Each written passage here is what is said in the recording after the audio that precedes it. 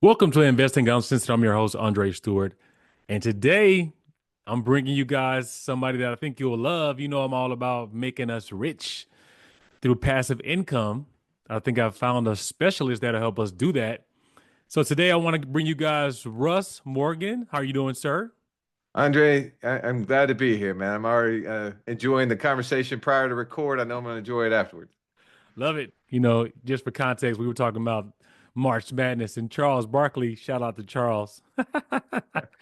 But Russ, if you can, I know you have the Wealth Without Wall Street going on, but I want to know more about what got you on the pathway to being one of the people that want to give financial independence information and Mm, how people can get wealthy passively. What made you take that route? And give us a little bit of background about you. I know we talked about you going to Auburn and all yep. of that kind of stuff in your journey, even with playing sports.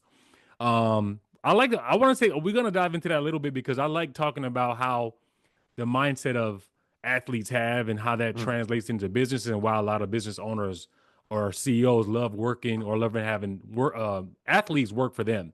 But if you can, just give me a quick background about you and let everybody know, how you got into this.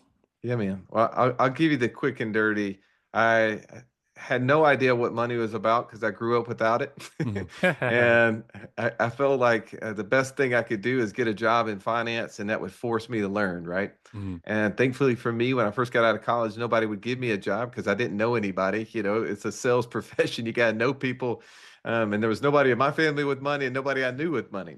So I took a job in a management company for like 4 years. I learned how to run a business and manage people and understood kind of incomes and expenses that gave me a good framework. So Mhm. when I got into the financial industry in 2004, I thought I was going to be this Wall Street, icon. I was thinking about Mhm. all the things that you've seen on TV, For all the sure. stuff, all the glamour.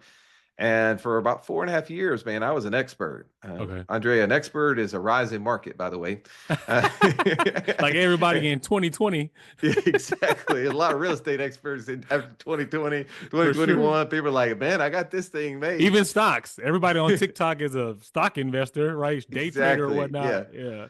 Well, I was that way, and I realized that all these things I had learned, I'd actually became a certified financial planner. I'd done all of this kind of investing in my education, and unfortunately, I was book smart, but I wasn't real life smart because Mm. when the markets crashed, I didn't understand why they crashed. Neither, by the way, did any of the experts around me, Yeah. and that just didn't sit well with me. I like to be in control, like most people, Uh-huh. and so I went seeking out information and.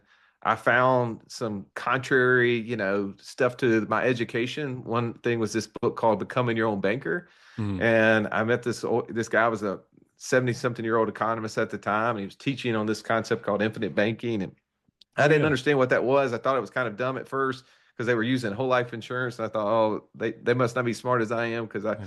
I would have never done that. But I started digging into it. And it ultimately led me away from investing in Wall Street. I started Mm. stockpiling cash. And eventually it led me to saying, okay, what am I going to do with all this cash? And my business partner and I wanted to teach our clients who were using this concept of infinite banking how to do it. So we started a podcast ourselves. Mm. And next thing you know, I'm interviewing people who are buying and selling all sort of different things and building these streams of income. And I, you know, was trying just to help the clients learn what to do with their cash. And ultimately it led me to personal passive income. So in 2020, we started reporting our personal passive income report to the world. Mm. It's grown to be a little over 50,000 a month now and all the different things that Wow. we invest in. Uh-huh. And it's led us into people saying, okay, teach me how to do that. Right. And so in addition to our business of teaching people the infinite banking concept, we built a whole community around financial freedom is when passive income exceeds monthly expenses and teaching people how to be a good investor and Mm. how to be around other investors. And that's kind of where I sit today. That makes more sense now that why they call you the idea guy, right? Yes, exactly. They don't say good idea guy. They just say They just say idea the guy. idea guy. Okay. Yeah. I mean, so then if you can, we want to know how you got to $50,000 a month. So, first, before we even jump into how you do that, you said you came from poverty. And one thing that we talk about, I don't know, I want to say poverty, but you didn't come from a lot of money. that is one of the main things that we focus on, because a lot of people are in their own way. They believe that everyone that is rich or make a lot of money, they done it through someone giving it to them, or they got it through some weird way, maybe illegally or whatever the case is. But like, if you can touch on how you cultivated the mindset you have to get to the point of where you're like, I believe that I can make $50,000 a month passively. How'd you get to that point mentally? Yeah. And I would say broke, not poor, right? I think poor is a mindset. I think broke is a situation. Correct. And so I was always around people that worked hard. I mean, my parents didn't have a lot of money. My mom was a school teacher. My dad did construction jobs. And I watched my dad pawn his tools off and stuff like that. But he would always go to work. And it was always like he was finding a way. And my mom would find a way. She'd get a second job, whatever it was. So I always had kind of this work hard, and being in sports. We talked about sports a little bit. Just work hard. I knew that was a strategy. Unfortunately, the work hard gives you a job, and so I worked hard to start making higher incomes than what my peers were maybe working, because I was willing to do things that they weren't. It wasn't, though, until I got into the financial sector and I started trying to find people with money, real money, right? Not just incomes. They had actual net worths, that I realized that they were having assets work for them, right? Like Robert Kiyosaki talks about in the Cashflow Quadrant, the E quadrant works for money. The S quadrant works hard for money. And I'd been in that quadrant. The B quadrant gets others to work for money, and the I quadrant has money working for money. And I thought, man, I don't have those two things. And how can I build that? And so that's kind of where my my mindset shifted to, how do I get to having assets and creating streams of income? And I wanted true financial freedom. And being in the financial advisory world, even when I saw people who had, 5 million, 10 million, $20 million in their bank account, their biggest fear was always running out of money. And so I thought, well, that doesn't seem like freedom. I mean, the Elon Musk of the world, the Jeff Bezos, right? The Oprah Winfrey's, they don't have to worry about money. They got plenty of net worth. They can't spend it all. Yeah. But most of the people I was dealing with, who I would have thought was rich or whatever, they still worried about money. And so I thought, man, I want something different. And that's what led me to trying to figure out, how do I create a stream of income? I'm used to streams of income. I've been working for it. But what if I could get money that I didn't have to quite work for, and that equaled my expenses? Then now I get to work because I want to and not because I have to. So then I guess what would be the first thing you would say to someone? I know you got a motto, just try, which I love it, because that's what I'm all about. Like, you're not taking risk, right? If you're not trying, that means you're not taking risks. Yeah. You're not going to move forward. So what would be the first thing that you would tell someone to just try if they're trying to get to the point of where they have passive income coming in? Yeah. And I'll give a bunch of free resources away to your community. If you go to wealthwithoutwallstreet.com/, investing uncensored, right? Then there'll be a page that will give all these things away. One of the things that I did early on is I realized that lack of access to cash is what keeps most people from being financially free. And I, unfortunately, was a part of the bad side of this. Is when I was an investment advisor, I was separating people from their cash. Like, I was getting them to invest it in the things that I had, whether it was stocks, mutual funds, IRAs, 401ks, whatever it was money that they couldn't use. And opportunities find cash. But if you don't have cash, opportunities find somebody else's cash. And so, like, the first thing to try is to think about, where's your money going? And so one of the frameworks that is always easy for me to apply in my life, and I'm a simple guy being from Alabama, and most people, if I can do it, you can do it from this perspective, is that whenever you're putting your money in, ask the question, is it giving me a passive income, or is it reducing a monthly expense? If it's not doing either one of them, then it's not getting you closer to financial freedom. If that's the definition, passive income exceeds monthly expenses. So when I would think about, like, oh man, I've been putting money in these 401k plans because my company was matching it when I was at that financial advisory firm. I was like, well, does it give me a passive income? Nope, not till I'm after 59 and a half. Does it reduce a monthly expense? No, it like takes money out of my pocket. It increases my expenses, if you will. True. Okay, well, I got to better stop doing that. Oh, I was paying off, trying to pay off debt. Paying off debt is a good idea, but paying down on debt it is maybe not. Because when you're paying down on debt, like my wife was a dentist, and she got out of school with $150,000 of student loans, and her and all her peers are taking all the money they were making from their jobs and trying to make an extra $1,000, $2,000 a month payment. Well, does it produce a passive income? Right. No. Does it reduce a monthly expense? No. It doesn't reduce it till it's paid off. Correct. And so I was like, oh man. Like, so I started using these frameworks in my life to say, I'm going to try to, every time I use a dollar, apply it in that framework as much as I can. And by doing that, it'll allow me to get closer to financial freedom. Because right now, however much passive income you have, just divide it in how much monthly expenses you have, and you know as a percentage how close you are to financial freedom. I mean, if I have $1,000 a month of income, I have 10,000 a month of expenses, I'm 10% of the way there. And I thought, oh, now I can measure it, right? Like I like goals. I like to see, am I getting closer? So those are little things, little steps. And so we actually created an ebook called the Passive Income Operating System that details like, how do you take those little steps? How do you think about all those little things? I like that. That's what you're going to give them away, right? The passive Yeah, income. yeah. Once they go to that page, they actually get access to all these little free resources like that. Yep. Can you repeat that one more time for them? Yeah, you go to wealthwithoutwallstreet.com, investing uncensored. Got it. Got it. So then back to what you just said about paying off debt. You wouldn't suggest that. I agree with you, but I want to know your response because you were kind of, like you said, you were a financial advisor. You wouldn't suggest paying off debt first before someone tries to start the passive income route? Eh, Are we talking about paying off debt? We're talking about paying down debt, right? So Paying off those are debt because people think they got to be debt free before they can make passive income, right? right. Right. So there's two differences, and I realize that people are like, well, I have to pay down my debt before I pay it off, and that's my goal is to pay it off. So I always say, like one, we just have to have a framework. If you and I agree that financial freedom is in passive income exceeds monthly expenses, now we can decide on every decision whether it's getting us closer to or further from. Correct. So let's just use my wife's example. She had $150,000 of student loans. If she takes $2,000 that she makes that month extra over and above her payment doesn't go down, right? Correct. The next month is still whatever the payment was going to be. Her balance is less, but she hasn't increased the passive income, nor has she reduced the monthly expense. So it hasn't got her any closer to. Now, eventually, yes, she'll pay off the payment and then she won't have the payment. But debt free doesn't equal financial freedom. Correct. Because you never pay off the cost of living. So what most people unfortunately do is that they take time, they take the first 5, 10, 15 years of trying to pay off debt. And now they've given up one experience, right? Like, which is super valuable. Now they have to learn how to do it and they're 15 years down the road. And they don't know how much longer they got on the curve, right? Yeah. I mean, nobody's guaranteed tomorrow. Yeah. So we're hoping. So we're going to have to become an investor at some point. When do you think you're going to have the capability to be an investor? Is it ever going to be better when you just postpone?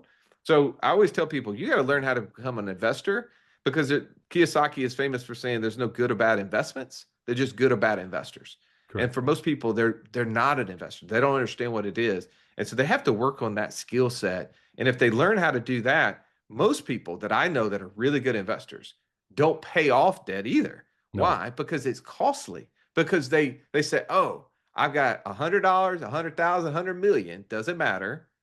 If I take this and I go pay off debt, I just paid off what, 3%, 5%, 10% debt, but I'm earning 10, 20, 30, 50% of my money. It costs me the delta between the two. Correct. Now, the person who doesn't know how to be an investor, they're like, oh, I don't know where to do that. And so it's just easier for them to say, oh, I'll just pay off debt and I'll postpone figuring out the rest of it. And I just say, well, maybe you're just procrastinating. If you spent some time in learning how to become a good investor, you might decide, oh, it's too expensive for me to pay off that debt. I need to start building assets to produce passive income. It's funny because people will be like, okay, well, when you get into real estate investing, I'm all about using leverage because using leverage makes the most sense. Like instead of you putting down $100,000 cash to buy a property, why not leverage that and put up 10%, right? If you can get a loan that'll allow you to be able to do that, it makes the most sense because you can take that other $90,000 and go out there and invest it in something else, right? There's good debt and there's bad debt. That's what people don't talk about. Everyone just hears debt. People like to refer to, Mr. Ramsey's, but I think debt is good. I think if you use debt the right way, which most billionaires do, they're leveraging that debt because, one time my mom was like, okay, well, I'm gonna just take this money and pay down, pay off my mortgage. I'm like, why would you put up $200,000 to pay off your mortgage and your mortgage payment's only $500 a month? Right. Because I don't want to have a monthly payment. Right. How much and I'm like, do the math. Take 500 or $200,000 divided by 538. That's the amount of time it's going to take you to pay back that debt. Does it make sense for you to pay it off? If you're going to Mm. see that money in 25 years, right? Don't do it. You know? Yeah, there's a the debt conversation. I mean, Dave Ramsey's obviously made a ton of money Yeah. because it's an emotional thing. Correct. People get emotional about it, but if we think about it objectively, we say, hey, have we ever made an emotional financial decision that we really feel good about, right? Yeah, So yeah, yeah. if you had just to learn how to become an investor, right? So when people learn how to become an investor, people say, well, Russ, you mean I shouldn't pay off credit card debt? Well, it depends. I mean, Damn. I know people who are investors who use credit cards all the All time. day long. Correct. But at the same time, I know people that don't know how to, put a dollar in a CD, right? So paying off credit card, that's the best thing they can do, right? Yeah, Like, so yeah, it yeah. it does depend, but it's like if you're listening to Andre right now, and you're continuing to listen to his shows, you're trying to invest in yourself. So at that point, your financial IQ is increasing. You're going to learn how to buy assets and create income streams that's going to probably outweigh what the cost of paying off debt would be. And Exactly. then you go, oh, this makes sense to me. Because then again, like you just said, now if you're using that money to make more money, it would just make sense for you to just keep making the minimum payment or a little bit higher until you have the cash to be able to passively put at that money. So it's on autopilot with you paying it down. So I Yeah, don't know. Again, I'm always like, don't pay it off. Like, wait until you have a lot more money if you want to pay it off. But even at that point, you're being able to maintain it. The whole point is being able to have money that you don't have to work for to pay your expenses. That's the correct. goal, right? You want your Correct. expenses to be as low as possible, but until you get to that point, don't spend all your money on paying off the debt. Agree. So then, with your, you have a, I guess you have a online platform that people can go to learn more information about what we're talking about right now. Yeah, so we started this back in probably 2018.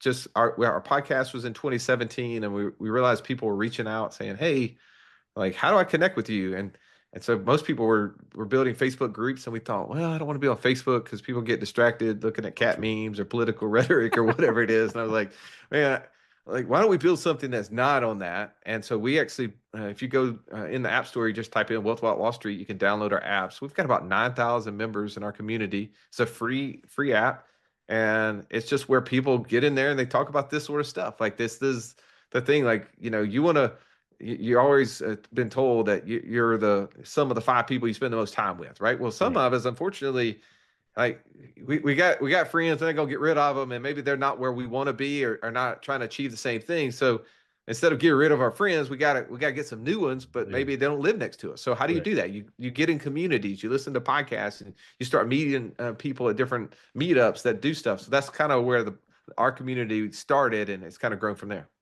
Got it. Got it. So then people just get to go in there. It's like a chat group or what Yeah, is it like? it has all of these free resources. They can chat, ask questions, they can DM each other. We have Hmm. events, so they can attend events whenever. Those things are live for them. So yeah, it's just a tool for us to be able to communicate basically past the podcast, right? For people Hmm. that listen to a show or whatever like this, and they're like, "Hey, I like what you were talking about," and they can come in, they can DM me. I'm more apt to respond in there than I am like Facebook or Instagram or something like that. So then I guess that's good. I mean, I love that idea. I kind of obviously have a platform called InvestFar, which is very similar, but it's Yeah, for real estate. nice. But with how'd you come up with the name Wealth Without Wall Street? It was really just us talking about what we were about, and like kind of coming from the financial wealth with Wall Street model, right? And saying, Mm. man, I want to get away from that. The phrase was said somewhere early on in our, like, as we were doing our podcast stuff, and I had a young guy said, man, well, everything we talk about is wealth without Wall Street, right? Like, you guys Basically. don't invest in the stock market at all. You're Mm. always talking about this mindset that people have of thinking that they have to invest in accumulation approach. Why don't we call it wealth without Wall Street? I thought, oh, that sounds good. So like, the name of our podcast became that, the company became that, and we wrote a book. We named it that. Like, we're pretty original. Branding. Exactly. So then, what would be the top? I guess give us three. Give us three of the top passive income, vehicles that you would suggest people get into for people that have no money, and then for people that have a job and they may have like $1,000 discretionary income that they can put towards something? Well, I appreciate the question. I get it a lot.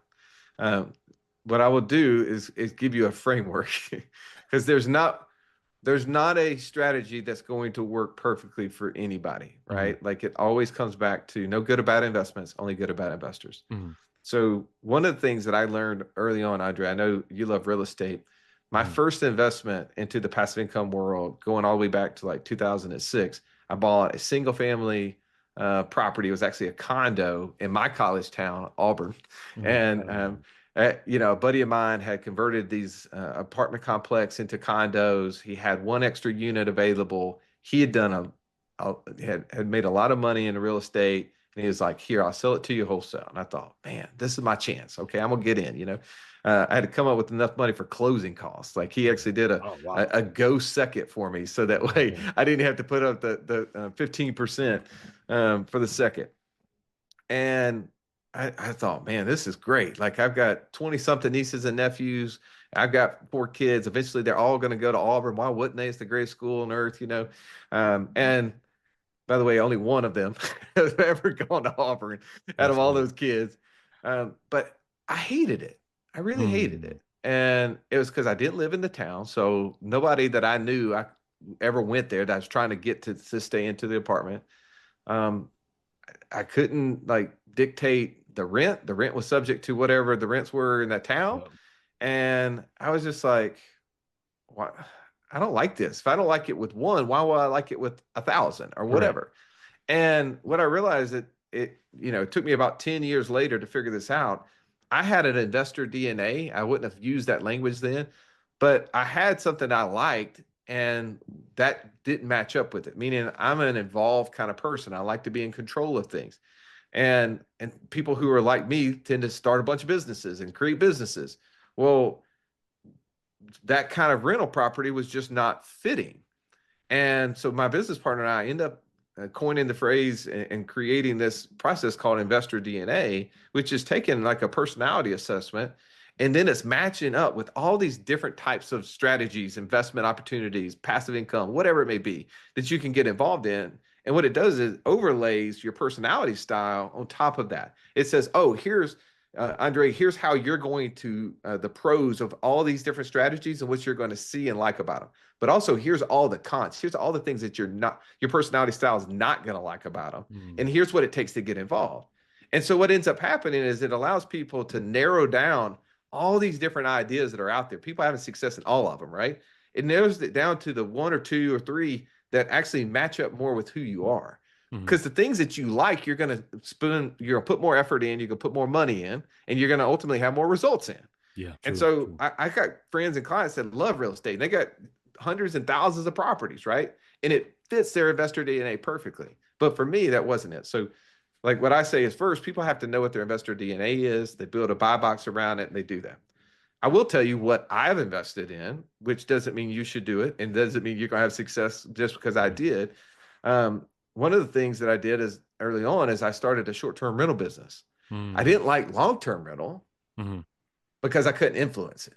But I like the idea of short-term rental because I could influence. Like I Mm-hmm. could go on my social media. I could like tell people who are coming in our town, hey, by the way, I've got this short-term rental business called Wake Up in Birmingham. And so we scaled a short-term rental business from 0 units to over 25 units within 18 months. Oh, wow. And we now I didn't want to run it, by the way. My I was just personality about to didn't want to do say, that. oh my God. Yeah, I, yeah, I, I yeah. wanted to own it. I Correct. wanted to be able to manage a manager and I wanted to have influence, but I didn't want to do all the day to day. So we hired an operator. He ran all day to day. That's all his stuff was. COO profile. Very good at that. I'm good at hiring those kind of people. And we scaled it. And I mean, we were doing really well. We were probably at the peak making $25,000-$30,000 net a month. That's after paying everything, everybody. That's really good. And it got to a point where we knew that the market was changing. This is a couple of years back. We saw the market changing. The hotel lobby started fighting back. City regulations were changing. So we sold that business. Mhm. And still, we sold it owner finance. So we actually keep getting Oh, paid from that business, wow. but yet now I Nice. have nothing to do with it. Yeah. So that was a really good opportunity. Another thing I did is that I found out about this thing called land investing. I call it Oh, land yeah. flipping, but they Yeah. call it land investing. Mhm. And it was where they were buying small pieces of property, like in rural areas in the like New Mexico and Colorado and Arizona. I mean, properties that you and I would never want to, nothing like Yeah, in yeah. LA, right? Like nothing Mhm. nice, nothing any of us would probably ever want to live on. But people want to buy that kind of stuff, Right. and so we started buying these properties and started selling them on owner finance terms. And so we started, and then we hired an operator who was really good at that, and we've scaled that up. So we average about $31,000 a month in passive income just off those notes. So every single month somebody's paying. It's like a 5-year note. Like you buy a piece of property for like 5 grand, you sell it for like 60, and they pay you monthly Woo. payments I for love five, it. 6, 7, 8 years. Yeah. And it's a great thing. And obviously, unfortunately, some people have to default on it, but all it is a contract. So you end the contract, you go back and remarket it, and do the process over again. So with the land thing, I brought on a guy named Pete Reese. If people want to listen to the episode, go back and listen to it. But he does the same thing. Yeah. So, real quick question about that: are you leasing to farmers or just people who just wanna? Doesn't matter. Yeah, these are small. When people hear land, they think big tracts of land. They think Correct. Correct. hundreds of acres or thousands of acres. What we're doing, we're buying like quarter acre, half acre, 1 acre, Mm. 5 acres, like small parcels of property. And people who buy it, we're not leasing it, they buy it on a land contract, and then so it's something that is so small. Like if you try to sell it for like 15 grand or 20 grand, right? No real estate agent can get involved. There's no money in it. Mm-hmm. No bank will get involved because there's no money in it. Mm-hmm. So it's a very inefficient marketplace. So we buy it typically from people who the family has inherited from an owner, right? Like Mm-hmm. somebody bought it a long time ago for whatever reason. They didn't build anything on it. And now the family is like, I'm paying property tax on this thing. Yeah. I want rid Yeah. of it. So it's just like something in your garage that you have in there that has value, but really no value to you because you don't use it. Mm-hmm. And so that's what we do. We buy that, and I mean, there's just millions and millions of acres of land like And this. people just come in and get it from you guys. What do they do with it? Do you Yeah, know? so we then buy it. So we mail out to all these people. We go through a list. I can tell you the process. Like we go and we search vacant land Mm-hmm. by out of state owners, and if they have any sort of taxes due, even better. And we Yeah. just True. mail postcards. If we send 100 postcards out to them, we'll get like 3 to 5 that'll respond back to our offer, Mm-hmm. and we're going to offer 25 cents on the dollar. Mm-hmm. And how we come up with the price is what other land investors are selling the same kind of properties for. Mm-hmm. And so that's how we have a kind of a margin of safety. Warren Buffett calls it the 300% margin of safety. So we would do that. And then we go on Facebook, Marketplace, Craigslist, places like that, and we post this land. And Mm-hmm. so say, hey, you want a piece of God's green earth? Or brown earth sometimes because it's in the desert. Like, here you go. You can come buy it. And man, you'd be surprised what people buy that land for. They buy it to park the RV. They want to live off the grid. Some people want to shoot rattlesnakes. Some people want to ride ATVs. This is We had a crazy. piece, somebody out from LA actually bought a piece of property so they could shoot a film or something. Like there's all kind of reasons people buy it. I mean, it doesn't really matter. Some people buy it because they collect it just like they collect watches or any other Yeah. sort of thing. That's true. Um, and and we sell it again on owner finance terms to them so they can put down, a couple $100 down, a couple $100 a month, and have it like for 5 or 6 years. They eventually pay it off, and now they own something. And if they want to go build a house on it or park their RV and live on it or whatever they want to do, they can do it. What is the average cost, for a plot that you kind of get? Just I'm trying to give everyone an idea because if they can pay five Yeah, thousand dollars, like, yeah, like I mean, literally like 3 to 5 thousand is probably our sweet spot. wow. And do you end Yeah, up selling it for how much? 4x usually. What? Hey, Yeah. I'm in this. Yeah. So when you said, "Hey, is there a good thing?" Now, a friend of ours, I'll give him props. It's called the Land Geek. You go to landgeek.com. He has a podcast too. It's called The Art of Passive Income. But this is what they teach. They teach you how to do this. And I've seen so many people have success in this if they're gritty, they're willing to work hard, they're good with people. Doesn't take a whole lot of money. I was on a call today in our community. We do a office hours call every week for people who are inside of it. And one of this lady that's in there, she told me last week, we were like, give us some wins. She said, last week I sold 10 properties. So like, there's so much opportunity.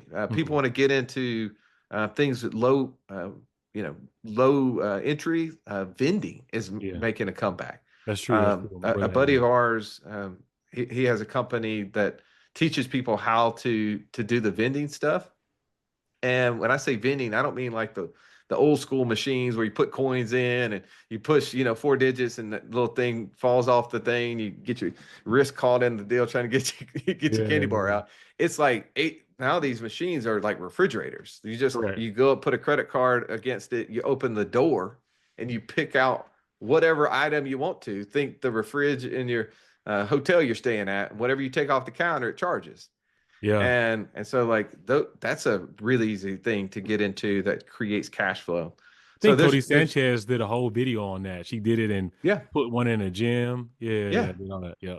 yeah. So there's so many different ways, right? Like you just find the thing. Like some of it's you just got to hustle. Some of it is like if you got cash, right? Like people find syndications and they invest in True. syndications, and True. we've done that. That's been we've had mixed bag, right? Obviously, some success, some not, but there's so many different ways. You got to figure out what matches what we call your investor DNA and go deep in it.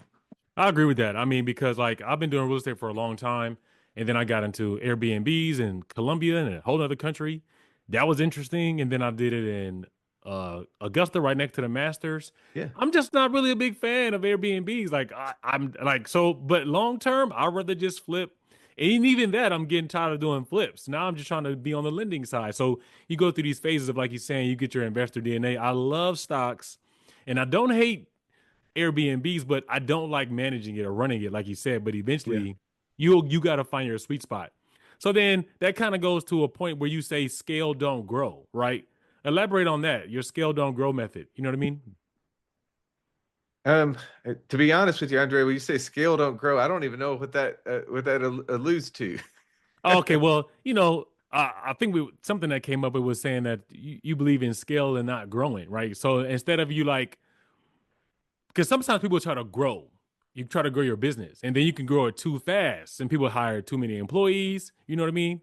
So Yeah, well, so here's the thing: it's hard. Like those terms seem to be synonymous, correct, growing and scaling, and scaling is growing a specific metric, correct, right? I think oftentimes people say grow, and they say grow what? Like, what are we trying to do? So, are we trying to grow who we are as a person? Are we trying to grow as an investor?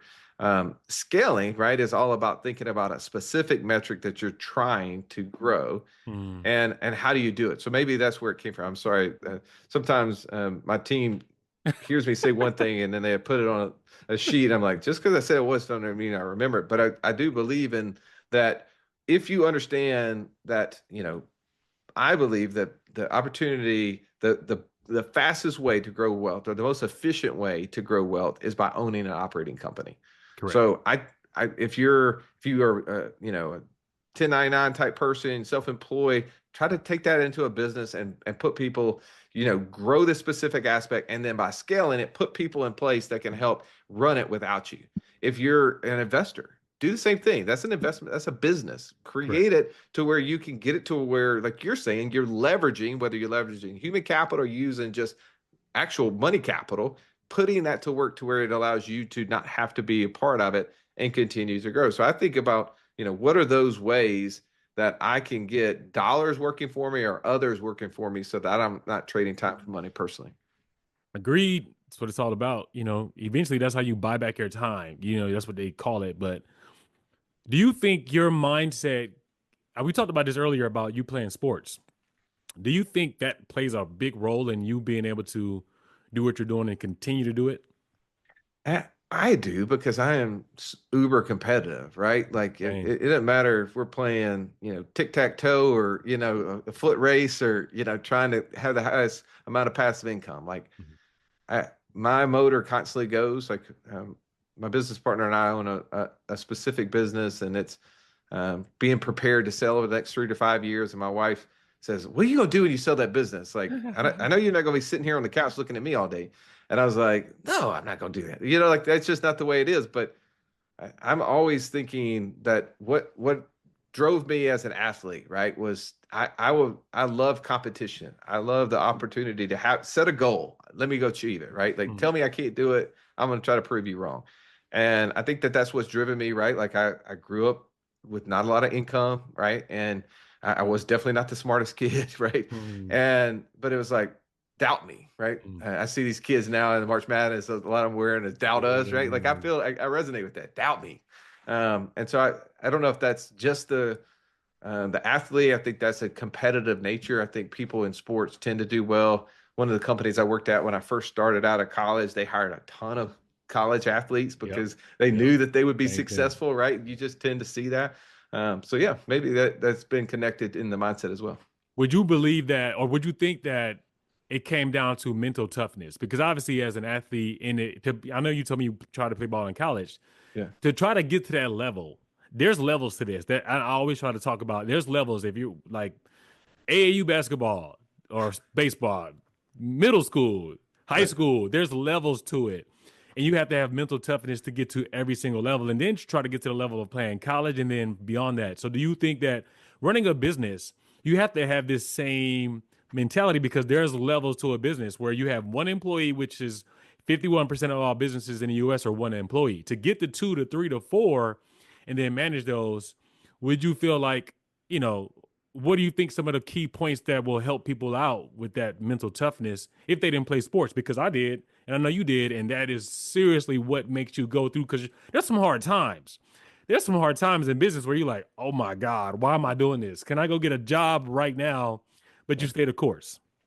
Yeah, one of my favorite books out there is a book called The Entrepreneur Roller Coaster by Darren Hardy. He owns Success Magazine for a while and has done a lot of interesting things, but he talks about that roller coaster ride that we have as entrepreneurs and what does it take to have A players? I think about, we talk about sports, we talk about having A players, right? You want to have the best five guys on the court at any time. Yep. You know, not just because this one guy is nice and does all the things everybody likes. No, is he the best dude? If Yeah. not, don't put him on the court.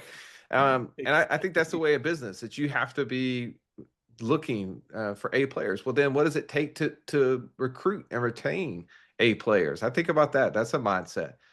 You do you have to be the A player? I think oftentimes people think they have to be an A player in everything in their own business, and Correct. that's what prevents them from Yep. growing the business to the point where they can scale it with other people. Is because they try to be an expert in all things, and Mhm. that's just not the way we're built, right? Correct. You need to be the best thing at what you can do, and the E Myth was a great book that early on that taught me like how to put my name on every slide on the company org chart and then try to fire myself as quickly as I could with somebody else who could do that job better than I. True. And one of my biggest line items in our companies are always payroll, right? Correct. It's always payroll.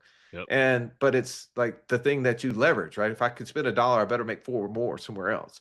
And when you bring on a talent, so I think that's a mindset that you can't do it all, and you better be recruiting people who can do the thing that you can't at the highest level. And if you can, then you can scale a business at a level where you truly can become a big B business owner, not in the S quadrant.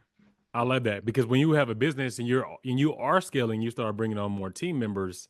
You can't be everything on the team. Like there's no player that has won a championship by themselves, right? You Right. need everyone on the team, and so it's like at some point in time you're gonna have to learn how to delegate, or you're gonna have to be comfortable being able to trust the people that you've brought on the team. And right, one, you got to lead by example first of all, but you still get to have that ability to be able to like, you know what? Because that's the only way the business is going to scale if you are able to delegate, or if you are hiring people to hire someone that's just like you or capable of being like you. You want to duplicate yourself when you're starting a business the best way possible. Yeah. Well, I knew it was, I heard that word duplicate a bunch, and I was like, man, this is impossible. And you just think about what are the characteristics of what you need. We use a tool called Culture Index. I love trying to give as many like resources that I've used that's helped me. I don't know if you're familiar with Culture Index, Andre. No, no, no. Sounds good though. Yeah, so it's an amazing tool for business owners who are trying to grow their teams and put people in the right places, right? Because we're all designed at a very young age. We see the world from a specific lens, both Yes. from an Yeah. autonomy, how we process information, the pace at which we go, whether we love following a process, whether we're task oriented or project oriented. All of these things are fine tuned. And then the jobs that we have in our companies, they require a person who can do that well. Correct. And when I learned that this tool could help me, one, identify what the role was, and then I could go and survey people before they came to me and see, does their actual traits match what the job needs, and not what um, not what they say, not Hmm. what their resume says, not how much I like them if I talk to them, Hmm. but what is the traits? Does the traits match up? And when you get that, man, you really have some success. So that was a big thing for us in business, is when we learned that probably 6 years ago, we started being able to hire the right people, and who I thought needed to do certain jobs initially. Before I did that, I realized, oh, that's wrong. Like the people that are successful in doing some of the jobs we have, I thought they need to be outgoing, gregarious, Hmm. like just like I am, because Hmm. I did that job. I thought I did it well. But what I realized is we needed people who could follow a process and do it over and over again, who would be really thoughtful. And that's exactly the opposite of me. Like I'm not very like I don't detail oriented is not something people say about the idea guy. And so when I realized that, man, we were bringing clients on who were like leaving jobs as pilots and former CFOs of companies and medical sales reps and all these jobs they're having lots of success in. But they're like, man, I want to do this because I really want to impact people's life. And I see what you guys are doing.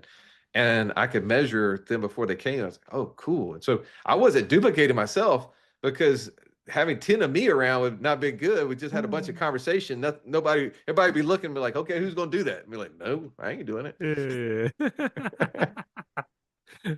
So then, just to piggyback on that really fast, I'm a huge proponent for outsourcing. I think you can find people through like Upwork or different places like Fiverr that do what he's saying. Like you can find people that not, I don't like you said, don't duplicate yourself, but have the ability to do, be strong where you're not. Right. And I think you could do that. Do you guys outsource anything, or do you try to bring everything in house, like in the States? Yeah, no, we've done a little bit of everything. So Mhm. we definitely have used Fiverr and Upwork and sites like that. We have several virtual assistants Mhm. that are in the Philippines Yeah. that help us.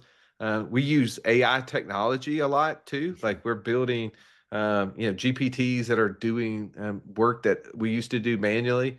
And then we're always looking for team members, right? Like good people. And our team is scattered all over the U.S. as well. So, I think for people who can do work anywhere, it allows you to not be limited by the talent, right? And so I love the fact that, our world has become way more digital, and people more digitally, accepted now. It's good to get Yeah. on a Zoom call like this, where, prior to maybe 2020, that wasn't as common.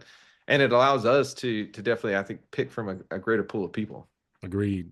So for those people that are looking to, you know, start a business and feel like you need to hire someone, if you live in the States, you can hire people that are really qualified that live abroad. Like some of our employees, like you said, are in the Philippines, some of them in India, and they do really good work.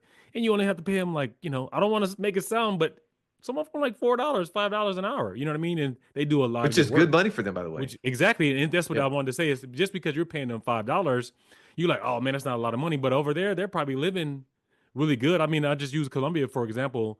One of my managers, she was getting paid, I think, $700 a month, but the minimum wage in Colombia is like $240 a month, and she was Yeah. making 700 to 800 a month.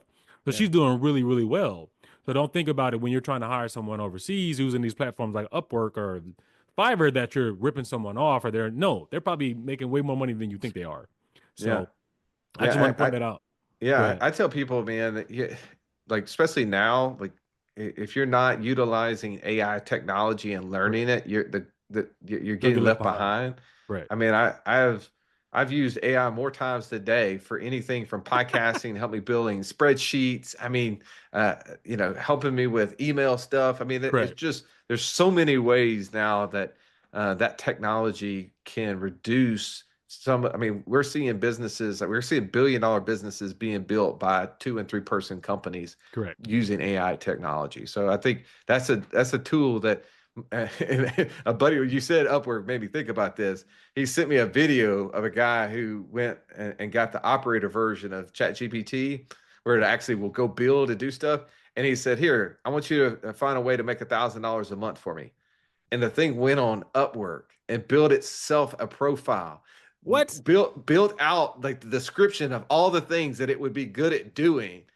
created a picture, like a made up image, named itself, and posted its job on Upwork. And it was its operator. It was doing it on its own. I was like, that's crazy. So What? So I need to know the name of this tool real fast. Do you know what it is? yeah, so it's ChatGPT's operator version could Hey, do you guys what better get if you that. can think of it and tell it to do something, it can do it. It's crazy. You know, it's funny, but you're correct. I mean, like maybe the last 3 months, I don't anything. I'm just like ChatGPT. Tell me, right? It gives you everything. I need a budget here. I need this here, and it gives Yeah, it to me in 10 seconds. So yeah, if you are not using AI to start a business or scale a business, yeah. like you said, you're gonna get left behind. So I did want to ask you one last thing before you go. I know you got to run. I'm all about books. I love books. Top 3 books that you would recommend for anybody trying to, I don't even want to say passive income, but just do what we're talking about, building their own Yeah. business. And then, obviously your book is going to be the number one for passive income, I hope. But I mean, so my number one book is a book called Becoming Your Own Banker. It was written by my mentor, Nelson Nash. I think that's an amazing book that teaches finance at a base level. I've already mentioned the Entrepreneur Roller Coaster. If you're an entrepreneur, you just want to know, hey, man, how do you navigate the ups and downs? I think that's a good one. Um, you know, my business is in passive income, so I'd be remiss if I didn't think through an investment book around that. One maybe that yeah, everybody's heard of, Rich Dad Poor Dad, Cashflow Quadrant. These are all very common ones. There's a book that was like written 100 years ago. That's a great personal finance book. It's called The Richest Man of Babylon. oh yeah. So that Yeah. I don't know if everybody's heard that one. That's a good book because it's a frameworks book, and I like the way something that can last 100 years that's still applicable today. So that's a maybe off the wall one that most people may not have heard of that you can have. Yeah, we wrote a book called Wealth Without Wall Street: 3 Steps to Freedom Through Passive Income. I don't know if it reached to the level of the top 3 of those. But if you want to listen to Audible version, my business partner and I actually in between chapters we kind of give some gold nuggets in there. Like we spent some time just sharing stories and chatting about things that you wouldn't get in the hard copy. So if you do want to get that book, I encourage you to do the Audible version so you can get some extra gold in there that we were able to do through the Audible version. I love it. I hope you took notes, everybody, because him giving away that information in the Audible is huge. I mean, I've written a couple books and I did not do the Audible, and I can only imagine like that was probably fun, but the more jewels that you can drop outside of what's in the book. Yeah. But if you can, Russ, it's been a pleasure. How can everyone reach you? I know you talked about the platform you have, but what are other ways that people can reach out to you, listen to you more, things like that? Yeah. Well, I'll just point them back to that page, wealthwithoutwallstreet.com/investing uncensored. Not only can you get all these free resources, but also it gives you access to the community. You can click on a link in there and get in our community. If you're in our community, DM me and I will respond. I don't have AI responding yet. It's still me. 6 months from But now, but don't look for me. but I do respond. Let me know you heard me on the show. That'd be cool. Happy to point you in the direction of anything that you're looking for. We do have a podcast called Wealth Without Wall Street. So if you type in the word Wealth Without Wall Street, there's a way to follow us, whether it's on Instagram or podcast or whatever. Love to help you on your journey as you're trying to become financially free. Go to it, guys. Obviously, he's been amazing. He dropped a lot of jewels, especially that AI one. Hey, Russ, thank you for coming on. Love to have you again. Love to have you again in a couple weeks or a couple months. Let us know your availability. Yeah, man. Thank you, Andre, for having me. All right, Russ.